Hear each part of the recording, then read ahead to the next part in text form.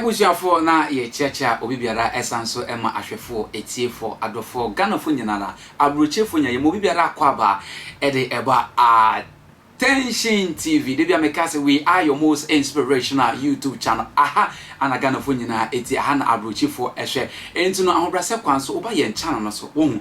Na se we new to the channel, na se wonya subscribe ye ahobrase kwanso. Bon hu modene. Na subscribe ne kama efa MI. Onya hu se wa subscribe we subscription nchen wa. Bo se adoma bi ewo ye friend bell notification icon. For example, say once ye the video fufu nya betu dwape obenya nkai bo na waba channel no so na be hwe bi kama edi amai ama wo so hu ne ekoso ewo man Ghana mu ebusuafo enei uko social media compound house eye TikTok a ne tie ne se ensem bi edi atrenche ewo ha enya asem ketwa abranti a ne din eye Evang.Abronomaa na ye hye nim ne sa na chia ye chi ne tumu ana nam so ema Ghana fo ehu no na ne nam so ma ye chi ne tumu nyina ene se okokasa editi a Dr. Ojaba adum chedua ene ajagraja okasete asofo nkesifo ana nam so ema wo mu chi ne tumu ene yama ni bill na ebuchafo yama abranti bill no san so afa camera da to no ho so bi ekeka nsam ede abo area gospel music industry no mu na ensema wo kan die Ose obora gospel music industry no ma titil pa ene wo mo a omufri Kumasi ose dodo na occult for 90% of them no ose wo mo join occult nti wo ba wa so do no so mo to nyuma enye nyum bia na wo mo to na ye occultism ana empower wo mo enom so em omutu minister enti no enheda enti wo mo sa enti odin sem in fact nsem abranti aka no ano odina obobo bi mu din kura na yakoni ko ti abranti na sam na tie webi ye ba yebodo nsem no musoko yankomra anyomtofo a ewu Kumasi anyomtofo obi ntagi the great ampomame obi ntagi Ken brothers emame mo de montagi anyomtofo ni bebre emame Kumasi anyomtofo ni titiriu na yenhwa de bi kwaku power ene omo keka ho please ensema bibeka eye question kakokre me yanka bibi fa eye question mesomo meyi ano enuru wotena twam na no yie bi amade a ene emse ejabi betoto we dia ya sembisa a question eti wo meyi ano e de mo initiate ebushafo sa pepepe ana ete Evang.Abronomaa nsem odi atudwa ende na me papa sofo labi ewo ha ye ne betwetwe nkomo edi afa sa semi papa akwaba na bibia aboko de ministry so ekoyie na ye nyina akwakote abranti Evang.Abronomaa obobodi unfortunately ye intimidate odi ni nyina de kakre bi pe aneti okasa edefa occultism ho nanse na obekasa afa abranti masem no ho pa no mbesa okasa ye kasa occultism a occultism eyedien yeda onyame ase obi a ohwe Attention TV ewiase afana nyina eya betena sese ya na bechia busua na number 30 oba pa a owo UK oba pa de me fa no eni agrokra abedi betena fibia na mechia asafo manfo nyina ye kase opota asam kase na o peja ba yo mpenifo asem mpenifo asem okay na me kasa na me gososo kache obi ase afi onyame hira obi a omo ehwe nyina nye enya sika amen na I want to be enter data financial program no? That's right, amen na okoti ade bi a in fact a secret society wow sasa we no sa open here pa dia obese da ma me no atenase na ya call into occultism and so for yebenyamre pa yebenyamre enti a secret society a enipa ku bi aka omo abom atenase okay ahuno agiatum okay de won ho awuram that's right for a purpose okay obia ne eti a owura sa secret society okay obu o ha ebia na onya ahobanbo obu o ha ebia oye juma bibia enkoso na wakwakosiki help for them sika okay obu also a obeso ye famous ojidin fa bia safa na nyina okay na wakwakodwe ne zaku okay eti eye eku a omo perform rituals and sacrifices je de batwi kasemu a mo ye nyankoma de oh okay aha enti say me to me and fa won kwachiri but kakra meka ayi ni tini okay nti say ka okota say anenia ewom kakra me betimi aka cho me to me wura mu yi okay ebusiafo de ntia me ma o kire okot no say yate okot but yenima de kro yenima aboaban o fantine bi to ne nyo senti menim na de ban o de je mensa say me chichi nyam faja tum sa na obi eto ne nyo menti no mama yen platform ye platform a ye di educate enkofo ye di entertain amanfo enti mama wa kire sa wote okot dia na ne opese o kire say eyekuo a omoye sumasi dwedi ebinom de ahokire na omudi join ebinom sika pe ompese omugidin enam so ama amanfo eden e join okot na fe no ye rasem no mankasa gospel music industry openye Ghana gospel music industry say like modern bomo jumedie mu as compared to former times and the current times no gospel music industry na say yo say ka gospel la me de on eto de bia ayana me disagree wo enima bi ho okay it say DNA gospel music okay da bia me kan say oman ya ewo mu ebinom to nyame ho nwom omoto nyame ho nwom yeah okay ena ebi so to nyame nwom okay yewo nyame ho nwom ene yewo nyame nwom oh really yes I see chere mu sofo na ne eye na obi fa nyame din no de abata na nwom ho na wato ena ye wato nyame ho nwom oh okay wow okay na ye ka nyame ho nwom a anka reggae nyina reggae ura reggae mu a at times no me say me so ura me ka mu kra me that reggae hey odifo odifo nya wetrema ye no me reggae fa odifo won from mu oh okay let's get together now be all right oh okay one love that's right enyum ben gospel nyum ben na chain sa nyum wi na say ya categorize say we ye reggae we ye gospel I don't know nipa na I did and chichemu aba oh sa nipa na di din atoso but enyum lyrics no ene honhomo a we tenyum no a edi akiri okay afi ma mema wa no so okay they can say gospel music nyum a ya ka nyame nyum a anka esese ye nyum a wutia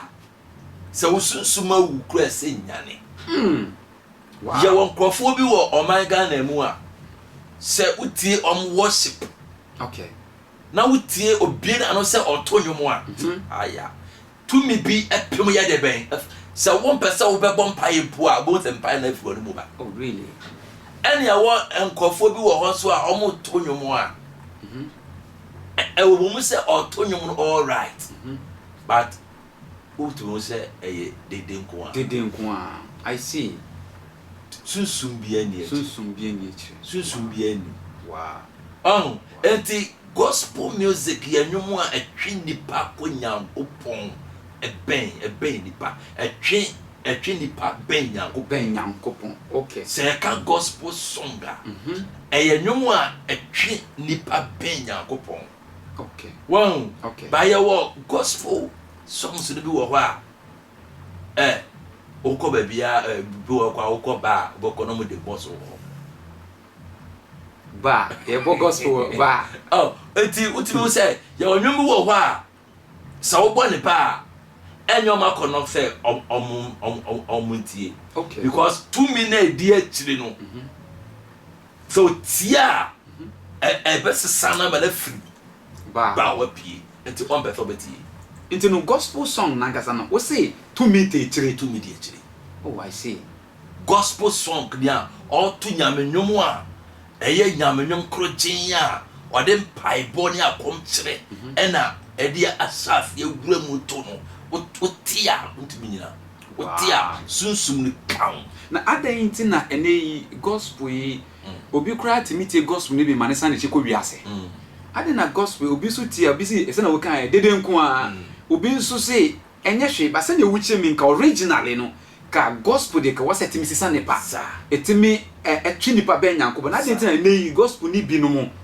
etwi nipa ko wiase ma na se enye kura no ni wo mu se say obia per sawo kai Bible ka say emre ne bakwa wie a nipa be ya ahopefo esai ahope nti nipa oma etonyum no nya botre ntwen nyame anim mompai nyame ma emfa nwom ema won really nyame ebetumi de nwom ma wo bra wada nyame ebetumi de nwom ma wo bra wotie nyame asem bi nyame ebetumi de anwom bi ama wo ewo akoma mu osole ya na eba okay but enebre a ye wo mu yi no gospels no omo ni adaje a ye di etwen onyame anim gye nwom eno nti anwom bia osole ya anwom bia ote ya na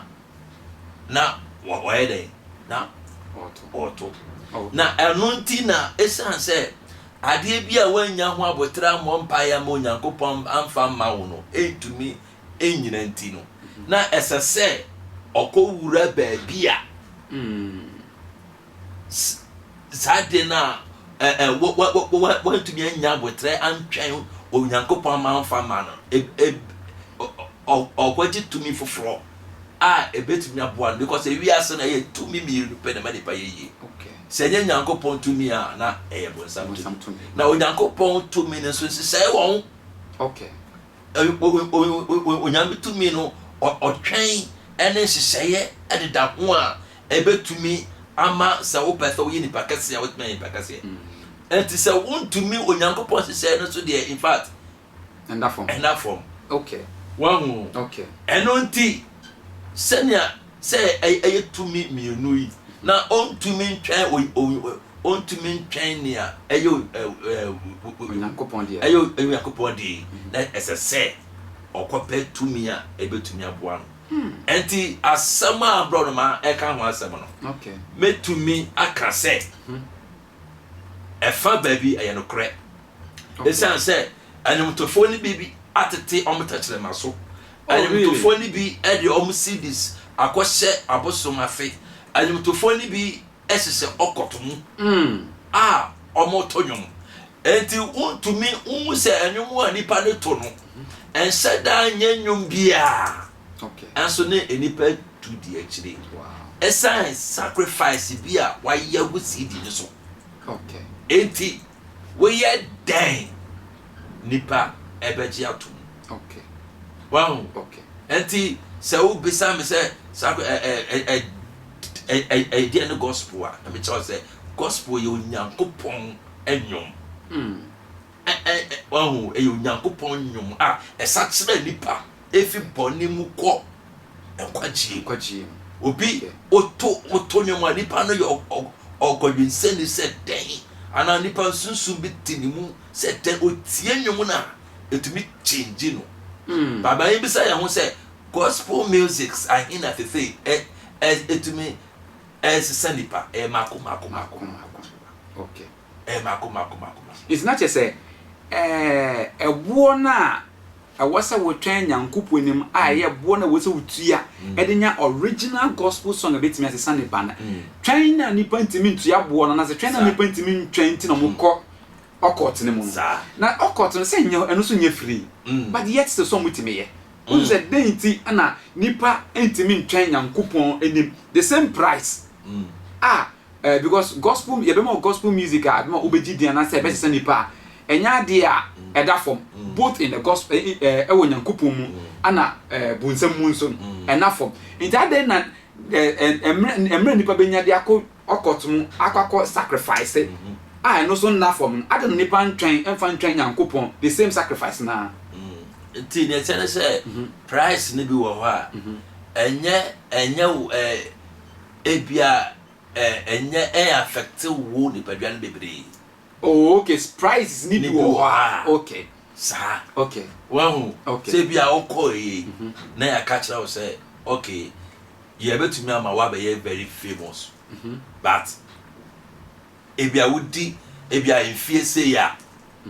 Wo be ye den. Ada say bia wo be free o. Ana say bibi say. Ana say fa oba cry den. Ebra. Okay. Oh, that sacrifices in the war. Idea do say yamu. But when ya ye who say when ya ye Nijia Obinya Ubuno Ebia, Bema will feed the way. Oh, okay. Okay. Auntie, Nipa be brew wa. Okota, ye come once a me. Asamna Okano, the woman said, you condemn the whole gospel industry. Okay. So, Omunina ye into occultism. Okay. But the person just say, a be woman. Okay. A be wa. Almost journey secret society. A be. But you na music no. Mimi the name say music. Your first lyrics before rhythm and beat in the can come. Nipe yes wa journey occult. Obejina we enyuma woto no enye bonsam honyum anaso ntonyum bone bia nyankopɔ din na obo oto these songs no ewo what do you call it Christian programs ase internet dia se mensusu se eno no enya so bone bia ewo wo mutie no so na make no battle ma se pa we say music is a spirit. Okay. Wow. Okay. Music ye ho. Okay. Enti say anyum pa say ye onyame 2 minutes this anyum na chia utia apeke. Oh, okay. What I say? Oh, okay. Okay. Enti spirit na edi ade na chi no very important. It which means sacrifice now wo occultism no. Yeah. Ebema spirit abedi nyum na chi familiar spirit. Oh, okay. Familiar spirit although say utie no as a gospel song but we initiated into the occultism. Wow. I say enyum na ayerebe enyum na initiated into the occult. Wow. Enti something as the Nyankopon the Bible any come chile na ema enyum no blow ya. We the utie enyum na also a register in the different spirit. So for Nyankopon e very deep pa. Yes. And yet for in fact program na anoye because and sema odi for che no wonder so you odi for very deep pa because enka and this na no wonder say nipa ebobo dwaman a onte ase nipa edi omwawura nyoma bi mo onte ase because gospel be fe bia gospel music no and what and how do you know say we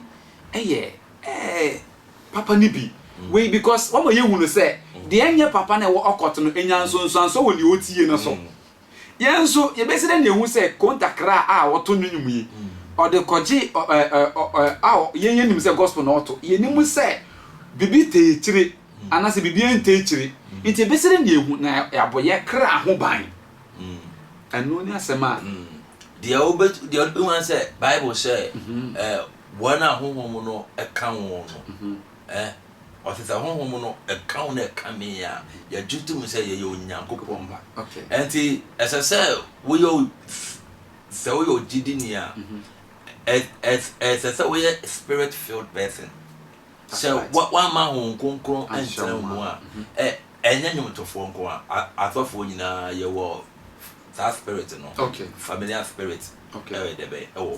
Enti na we yo jidinia say o ma hon konkron ye den etina mu sene be ya enema bia honhom ebe piki bia ye right. Wow. Yes I want say nipa bi wo wa wonya ne hia pe wo say honhom enkache no wo say nipa bi wo ne hia asa wo ne na spirit hia but nipa bi wo ne hia ya na wo ne spirit den click honhom no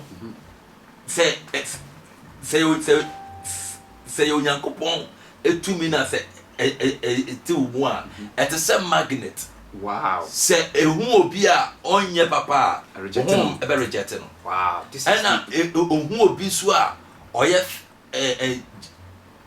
genuine person na so won so we genuine say mo spirit no click won say spirit click eno na wo de be tumi ahunu say se nipa we sunsun papa ye de ben etine mote ma me tie no ame fa me ho ye den embe no ame fa me ho ye den better ha odi for this is very deep, and which means bra sister mama papa wo hwe me ye ntie nyumo keke wo de se won spirituality emfa nya hwe kra na for the sake of music obetie nti wo ho modern so be spiritual na odi for na dean obi say spirituality ye kan me say na my spiritual bridge be na me cross one some spirituality dean na me nom dean na me nye dean na me fansa e be na so ananyoma be na e wose ni paye a be ma obey spiritually inclined.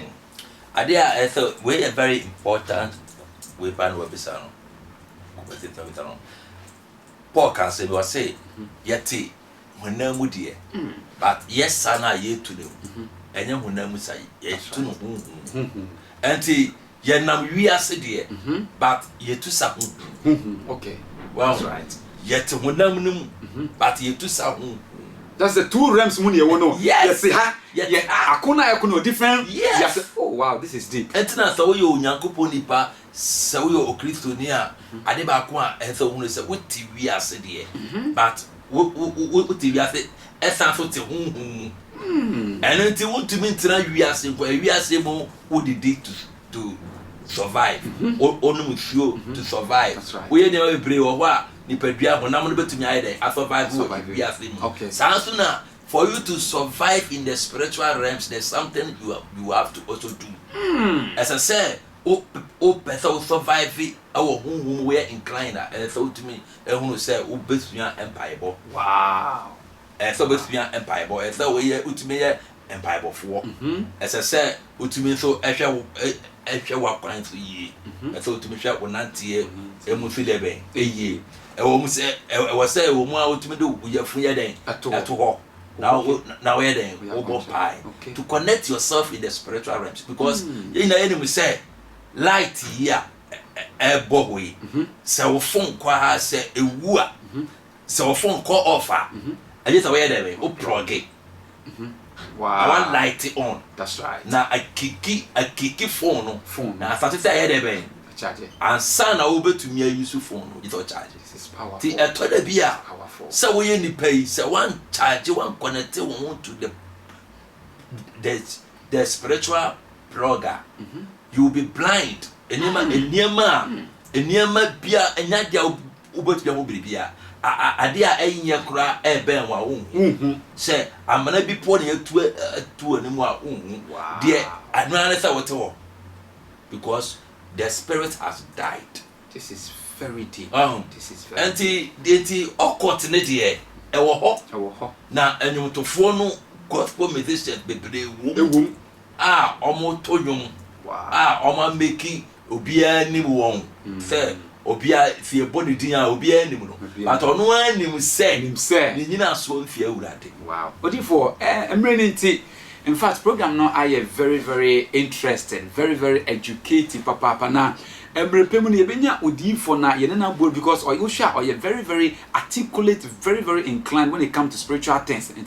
E benya mre because wama ye hunu say sa na aha wuti say wuti wiase foforo bi nso wo ho say wunima enti no wama ye hu enti no ye besua de bebre na am say question ba ko bi na mpese me bisa no nyam bisa ne wi a na em say mama odi the phone number na na chira kwan atodwa na odi for question person bisa on say what chira ade bebre na na etene say ebia my very prayerful my highly active spiritually na metimi a design ehun say such musician ye or you good me honhom ne honhom click or tonwoma I feel it what you say na along the line na nipe wa mane akwakodwane okota because Paul say metubirika no metimi awie aka abutre ye wo mo mutubirika nso mo nwie na wa mane afa bebi foforo openi patriote masepa enti no ebinom timi hye ase kama in this country ehu bi bebre ye obinom mo hye ase fi wiase omo ba mo se nyankopon afro omo de omo ma Kristo omo to gospel ade no de no sanso eko wiase back ye obinom so omodi o ma hyase na ye very good pa but the be ye na nya obi e say eh sana ujafo sana nti obi wo ha hyase na ho say ni be ye very good pa very active na me ho ma peke na me say na nyuma na meti na ti say wa koma ne e de no aka ko hye tumi foforo bi ase me so me nim ahyase no scan na me scan na me ho so ye good no na me gusu di eche na nyum nya so me so me ye den me say na me ho say ni be wa mane anasa o mane ye na me nkoso di ne eche na se me nyae yo enti on konkron ebe probito okay on konkron ebe probito yeah but the mechanism the mechanism abibia anano Paul can say be I say eya mommo mpaye na mommo mpaye nso ema ye be that's right send e be ya e betumi aka asam na said the say ye can so catch it salon ka fast that's right anti atoda bia the mechanism see ka okot that day omo nyina no they have the spirit to do something for God. Okay. But unfortunately say ebia the ebia omo desire so we so bia kwese okot bia na oyonipa why disappointed. Yes. Okay. Mostly so we so bia kwese obi akodwa no okota. No you bia no oye real but we're trained for some years. Yes. We pay MYA for some na enkoyi na obi leading to that society. Enti o de pabu wa enya ni intention sanka okodwane okot but abrabo mu aye to the extent say the oye no onya boafo bia na ode ahometew na ode akwakodwane. Enti meka asama Paul kan no say bompaye so mai bi ye bompaye ema anwumtofo no na yen kan che Awurade say omoa won onka won na say obi mpo akwhye mu a obi e bia meka say obi angasa nim say wakodwane okot onimpa say nanwum a otoyi mu say oto worship de mu say o say on na ye the whole Ghana worship leader worship leader but when him say baby to me a ugina so de tonyo no enye papa emria mebo mpaye de ma anumtofo nyina say wa pressure bi edo ekowura asade mu no onyankopon enye on san twomra amen on san twomra Odifo nyankopon ensha papa God bless you nyankopon ensha bebe na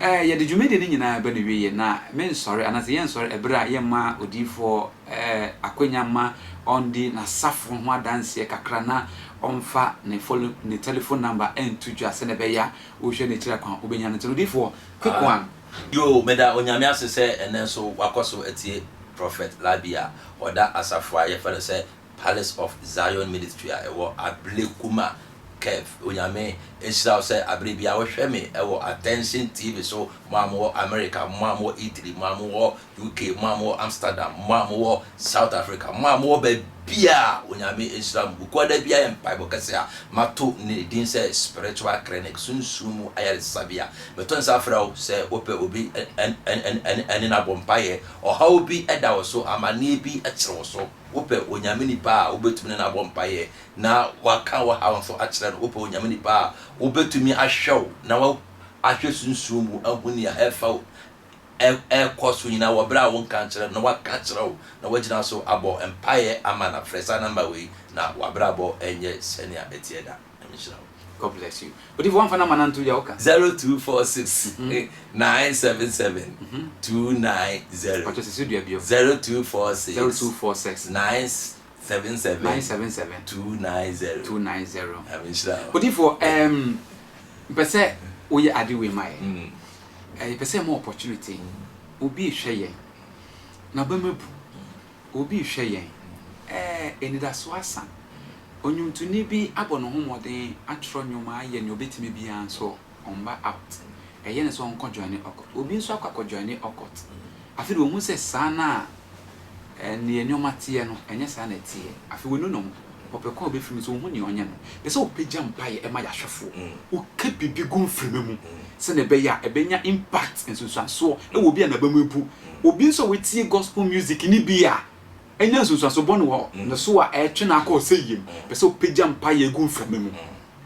hwe camera no mu o so e show pa se wakase asem wo e da makoma se pa ansa na onyankopon de ne offer me abanadwuma na me ye we pa na wow na me ye intuni you see but some time no wonya adwum a fe wonya ye adwum na wo fe wonya wie wo CD a now all my catch say go and cook the CD.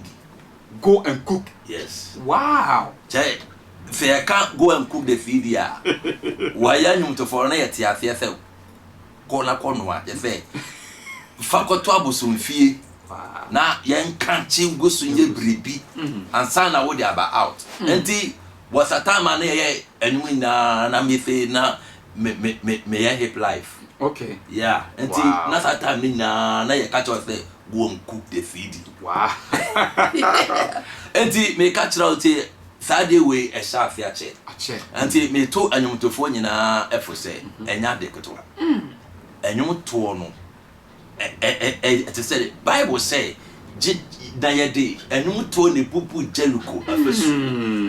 Enti onyankopon ni kun anyumtofo papa. That's right. Onyankopon fa anyumto ofa anyumto ni agro. Enti awie yi me bom pa ya ma. Babia o hwe wo wiase afa na nyina. Yes. Ebia wo into music ministry. Babia preaching into be through hall when you be through. Amen. Me bom pa ya ma say niam mu ya den ama. Ebia wo hwe me what to you be 5 years, what to you be 10 years, what to you be 20 years. Producer bia nyiniti we ni obuafo bia. Oh Jesus. We yinwum a andru babia. Oh Jesus. You need the fire of God. We nyame abasa nyame tumi a. Eba wa brabo mu ebe locate wa brabo. Say ya bie obi su, say ya kata obi su enne awie ya. Come on. Abuye atoye anafo atifi. Ghana ni biala otonyum na owo underground anu po or try say obe make sinema nyeye. Come on. Kasagu abrabo so say 2024 ebe ko na wie ye no. Say ya kata wonyum so na yesu dima bios. Amen. Ondwane okot. That's right. We betu nyuma mawurade. Amen. Ama kra asatra. Amen. Ama kra nya ayaresa. Amen. Ama homoni atutu. Amen. Ama bayifo adwane. Amen. Asherwade no. Oh Jesus. You want shira. Amen. Adamuti amen. Amen. Oh, bejiri pa so bo nsem obi wo no. Nyankopon hia. Aha. Eye Attention TV. Oh, Attention TV ne mapa ye de ba. Ya yetimi educate entertain esanso inform we so yedem pa ye atawo so enya asam ketoa. In fact e masofo kwanya obebuje mo pa na ebuchafo ebra men se obra ha ana bede ensem nyina ebesi na ansa na yebekɔ no medi encha kese pa ekɔ edi ama prophet Eric Akwesi entry odi for back to back ne odidi na omo me bi edi Nyankopɔn chan pa ono da asafo a eye God's Revelation Ministry ano ebuchafo me crowd. But me maame Queen Vasti Janet entry Nyankopɔn enhyan baby bi obi a adwuma efo mu nyina Nyankopɔn enhyan mu nyina makra baba.